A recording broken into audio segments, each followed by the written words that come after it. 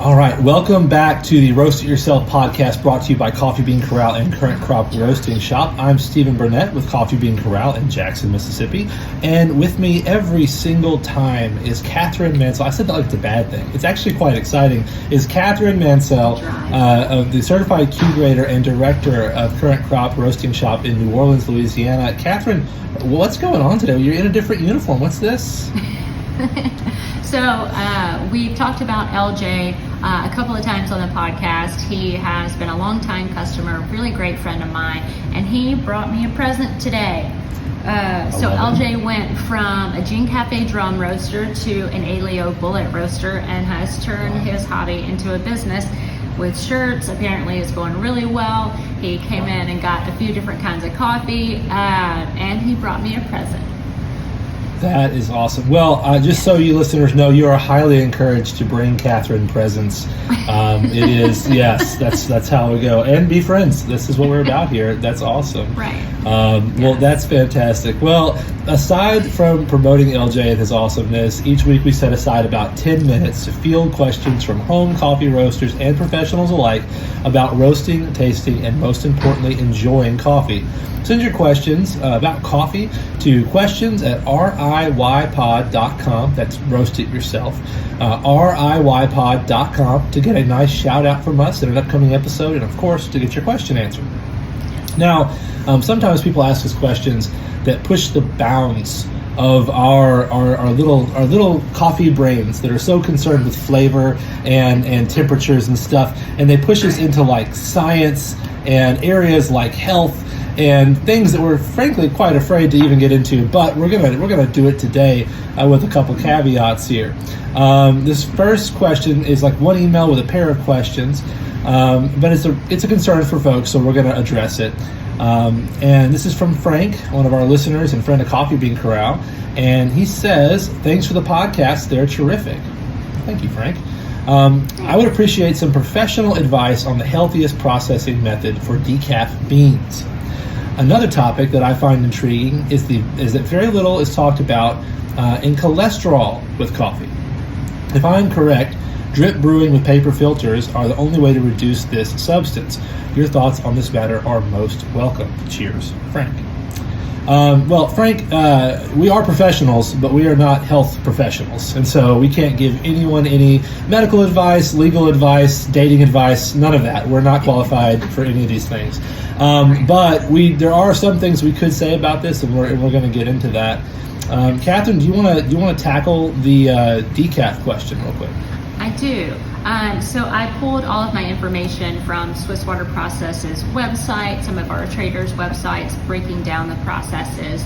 I always choose Swiss Water Process, and it's because the description about this process is one that works for me, that I find to be what I like. So Swiss Water Process starts off by creating a green coffee extract by soaking the beans in pure water. So before decaffeination, the green coffee is rehydrated to prepare for the target moisture level that is ideal for caffeine removal. This step also removes dirt, dust, and silver skin. The caffeine is drawn away and filtered out. The green coffee extract is continuously circulated around the green coffee for around 8 to 10 hours until there's no more than 0.1% of caffeine remaining in the coffee. The caffeine is removed from the green coffee extract through a carbon filter system, and the carbon is sent for regeneration to remove the caffeine so it can be reused. Fun fact here, when we did the Coffee Fest in June in New Orleans, there were all of these booths that were passing out all these teas and flavored drinks, and all of them had caffeine in them from this process right here. So everything is sort of used for everybody in this field related to caffeine. We have lots of options of Swiss Water Process coffees at Coffee Bean Corral and at Current Crop Roasting Shop. Another one that you'll see a lot is Mountain Water Process. This is done in Mexico, and it is an indirect decaffeination. So all these decafs come from Descamex, I may not say that right at all, which uses right, pure sure. water right from Pico de Orizaba, the highest mountain in Mexico. It starts with a chemical analysis to determine optimal conditions, then steamed and prepared for extraction. The extraction process uses a water-based saturated solution that removes the caffeine while keeping the coffee's flavor compounds in place. So if you're looking at decaf beans, you'll see a Swiss water process, and they sort of look like regular beans in their size, but they have a really dark, kind of grayish brown color.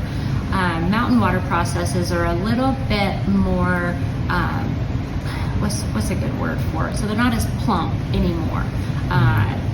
So you'll see a little difference. More shriveled, more like... Right, yes, that's a good word for it. More shriveled down. And I believe Coffee Bean Corral still has some mountain water processes in stock.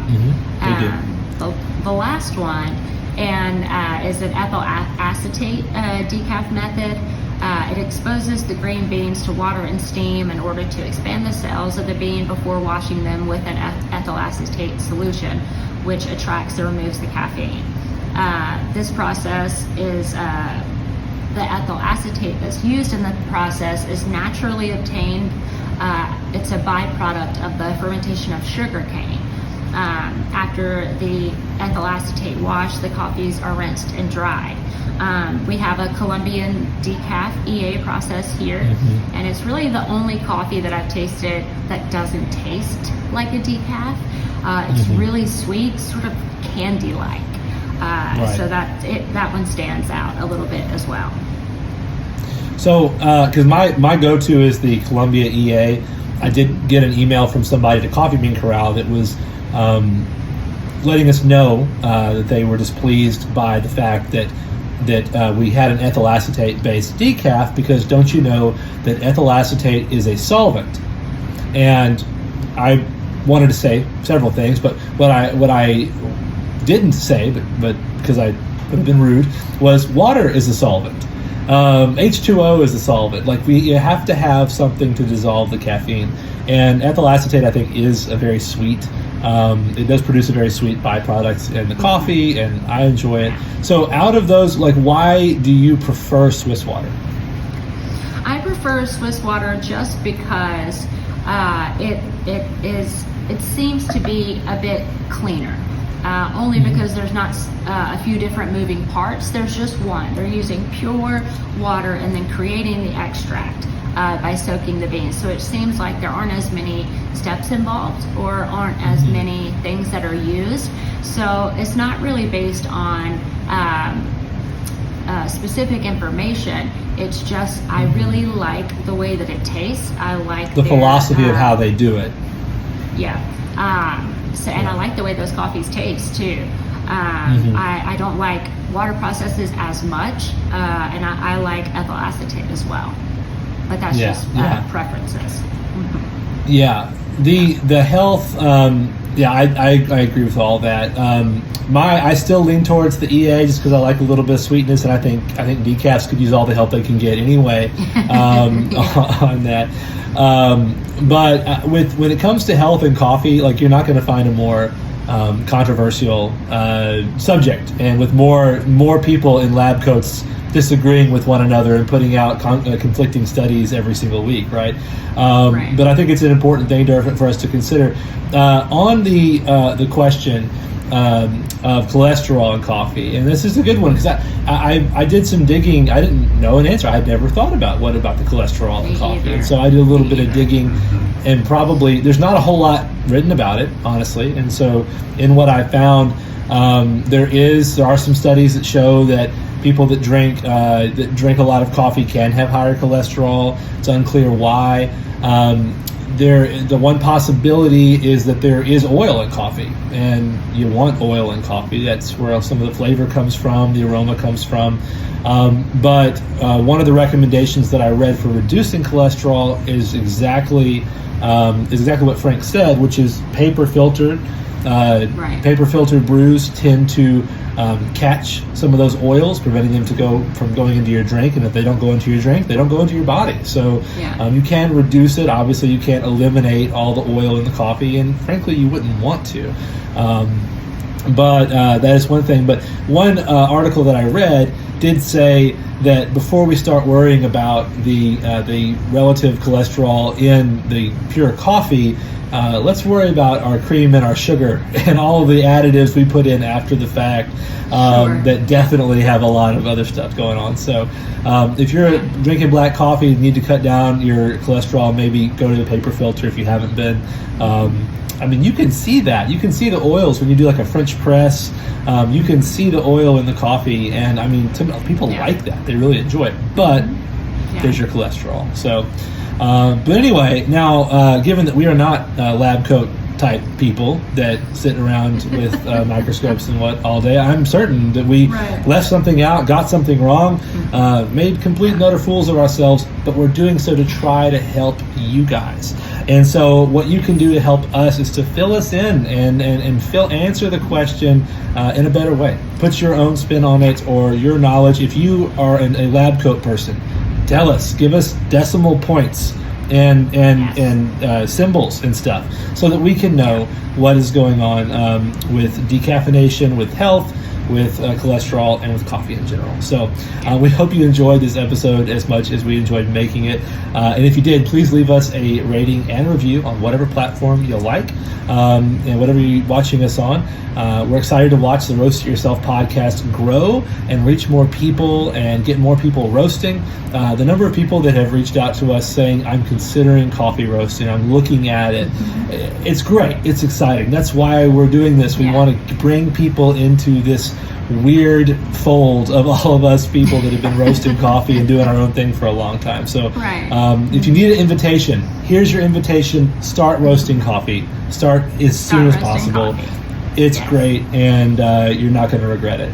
But we also could not do this without our audio video tech wizard guy, Josh Santmeyer, and our graphic designer, Jatavian Walker. Thank you guys both for all that you do to make this show a reality.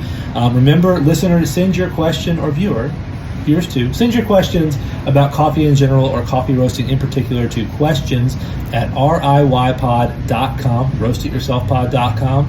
Other than that, have a great day and happy roasting. Happy roasting. Thanks, Frank.